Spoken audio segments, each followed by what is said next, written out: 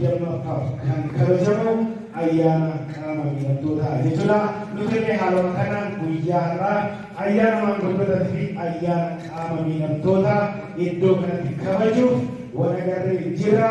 Baga nagaan dhuftan, bagaas geessan, baga geessan jedhanii deemuudhaan.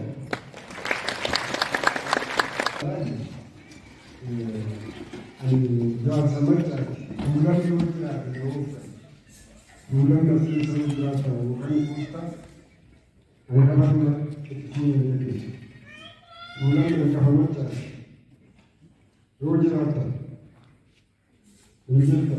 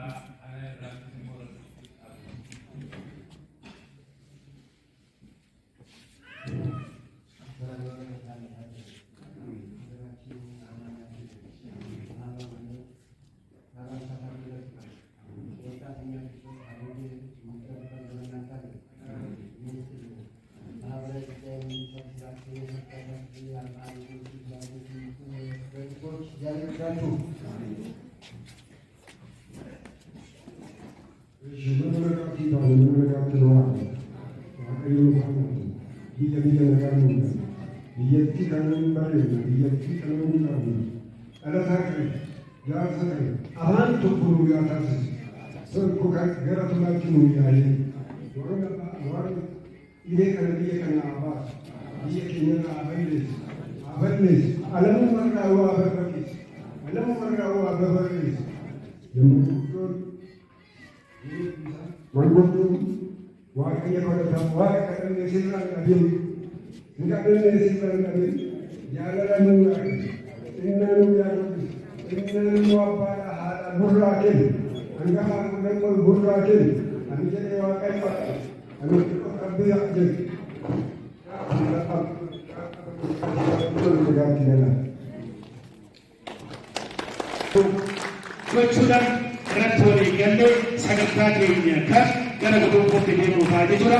Akkasumas dhumarratti sagantaa keenya guduunfu duratti kennaan hojii deeggarsi namoota qaama miidhamaa akkasumas maanguddoota adda baanii calalamaniif kennamee kan adda baanu ta'a jechuudha.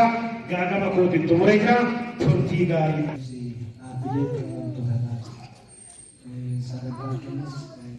Walau mootummaa akka dandeenye tajaajila dhaabbileen adda kan akka tajaajiluu dandeenye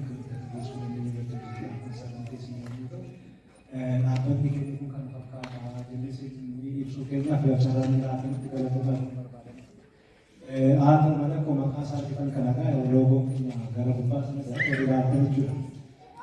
Naannoo Oromiyaa keessatti akka biyyaatti dhaabbata akkasiidhaan dhufnee irracha dhaabbanni kun maal wiikinasii hanqinoonni qorannoo riisarchii ta'een hojjechuun barbaachisu naannoo kanatti argama. Keessumaa kan naannoo Oromiyaatti afaan maalii qabshii tokko gaafitaanii baafuu kan barbaachisu jira. Kun immoo karaa qorannoon deeggarame yookiin immoo biitii keessatti hojjechuu dandeenyu keessatti hojjechuu.